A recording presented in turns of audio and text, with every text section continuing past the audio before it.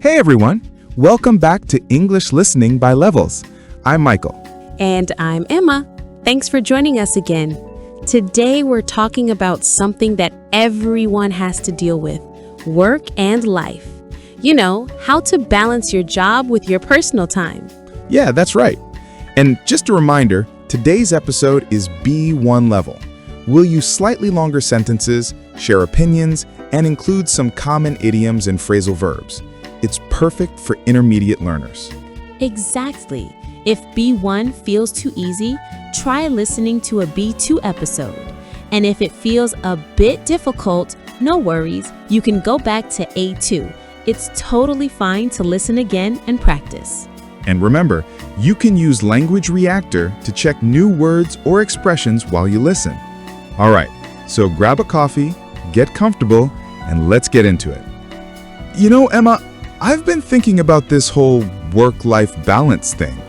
I feel like people talk about it all the time, but it's not easy to actually have balance. True. I mean, when I was younger, I used to think work should always come first. I believed that if you worked hard, everything else would just fall into place. That's exactly what I thought too. But now I think it's more about finding time for both, working hard and enjoying life. Definitely. For example, last year, I was working so many hours that I stopped exercising, stopped seeing my friends, and I was constantly tired. I remember one evening, I came home and realized I hadn't eaten a proper meal all day. That sounds awful. I think many people have that experience. It's easy to forget that rest is also important. Yeah, I learned the hard way that you can't just work nonstop. I started feeling stressed and even got sick for a few weeks. That's your body's way of saying, hey, slow down. Exactly. So now I try to finish work by 6 p.m. and not check emails after that. That's smart. I wish I could do that. I sometimes check my emails right before bed, which is such a bad idea. Then my brain starts thinking about work again and I can't fall asleep. Yeah, I know that feeling. Actually, I read that looking at screens before bed can also stop you from sleeping well. I've heard that too. But sometimes I watch videos to relax, so I guess I'm part of the problem. Me too, but I try to do something different now, like reading or listening to music before bed. It helps me unwind. That's a great idea. You know, when I visited Japan last year, I was really impressed by how some companies encourage workers to take naps during lunch breaks. Really? That sounds amazing. I wish my office did that. Yeah, they call it inemuri, which means sleeping while present. It's like saying you're resting, but you're still part of the group. That's such a cool idea. I think Western work culture could learn something from that. Totally. In some places, if you take a nap at work, people think you're lazy. But in Japan, it means you've been working hard. I love that perspective. Actually, speaking of work culture, have you ever heard of the 4-day work week idea? Yeah, I have. Some countries have been testing it, like Iceland and New Zealand, right? Exactly. And it seems to make people happier and more productive. If I could choose, I'd totally work 4 days a week. Same here.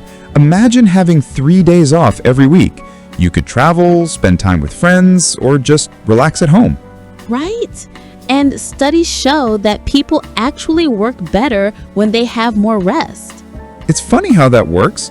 Working less, but getting more done. Yeah, but I guess not all jobs can do that. Like teachers, doctors, or customer service workers, they usually have to be available most days. True. It really depends on the industry. But I think even small changes, like flexible hours or remote work, can make a big difference. Oh, speaking of remote work, do you prefer working from home or in an office? That's a tough one. I like working from home because I can wear comfortable clothes and make my own coffee. Yeah, same. No need to commute, no traffic. Exactly.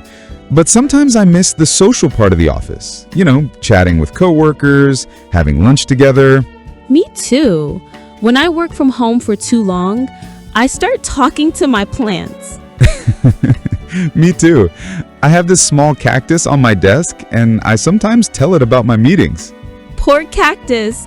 It's hearing all your complaints. It's a good listener, though. That's what plants are for. But seriously, I think humans need some kind of social connection, even at work. Definitely. That's why some companies now do virtual coffee breaks. Everyone joins a short online chat just to talk about non-work stuff. That's so nice. It keeps people connected even if they're far apart. You know, talking about work makes me think, what was your very first job? Oh, wow. My first job was at a small cafe when I was 17. I made coffee, cleaned tables, and talked to customers. It was fun, but also tiring. I can imagine. Did you ever spill coffee on someone? Once, a guy ordered a cappuccino and I accidentally dropped it right on his newspaper. He wasn't very happy. Oh no! Did you at least give him a new one? Of course, I apologized like 10 times and gave him a free muffin. Nice move! Free food always helps. My first job was tutoring kids in English. Really? How was that? It was great, actually. The kids were funny and curious, but sometimes they didn't want to study, so I had to be creative, like using games or songs. That's you. You've always been patient. I remember when I tried tutoring once, I lasted 2 weeks. Teaching isn't easy. You need energy and humor. Yeah, I think patience is key and maybe some chocolate to survive. Chocolate helps with everything. Totally. Anyway, those first jobs teach us so much, don't they? Responsibility, communication, teamwork. Absolutely. And even if the job isn't perfect, it helps us learn what we don't want to do in the future. Exactly. That's part of finding balance too. Understanding what kind of work makes you feel good, not just what pays the bills. Yeah, that's a good point. Some people have high-paying jobs but feel miserable. Others earn less but love what they do. Right. As far as I know, job satisfaction depends more on meaning and purpose than on money. Totally agree. For me, I feel happiest when I'm helping people learn, like through this podcast. Same here. I mean, we're not millionaires, but it feels rewarding to know people are learning English with us. Yeah, that's priceless. I usually go for a walk or cook something simple. Cooking helps me switch my brain off. Nice. I love cooking too, but only when I have time. Otherwise, I just order takeout. I do that too on lazy days. What's your favorite dish to make? Probably pasta. It's quick and you can add anything. Vegetables, cheese, whatever's in the fridge.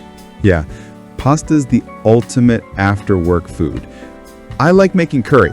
It takes a bit longer, but the smell makes me happy. That's so true. Food really connects work and life, doesn't it? After a long day, a good meal feels like a reward. Exactly. It's like telling yourself, you did enough today. That's a nice thought. You know, I think balance isn't just about time, it's also about energy. What do you mean? Well, sometimes you finish work early, but you're still too tired to enjoy your evening. So balance also means taking care of your body and mind. Yeah, that makes sense. Exercise, sleep, healthy food, they all help. Right. I started doing yoga in the mornings, and it really helps me focus during the day. I should try that. I always say I'll start exercising next Monday, but somehow Monday never comes. Classic excuse. Maybe we should both set a goal, like a 10-minute workout after work. That sounds doable. And if we do it together, it's harder to skip. Deal. Speaking of balance, my phone just reminded me I have a meeting soon. I guess work never really ends, huh? True, but at least we can try to manage it better. Yeah, like setting boundaries. That's important. Absolutely. I think at the end of the day, balance means choosing what matters most and not feeling guilty about it. I love that. Work hard, rest well, and don't forget to live a little. Exactly. Thanks for listening, everyone. Keep practicing, stay curious, and we'll see you in the next episode.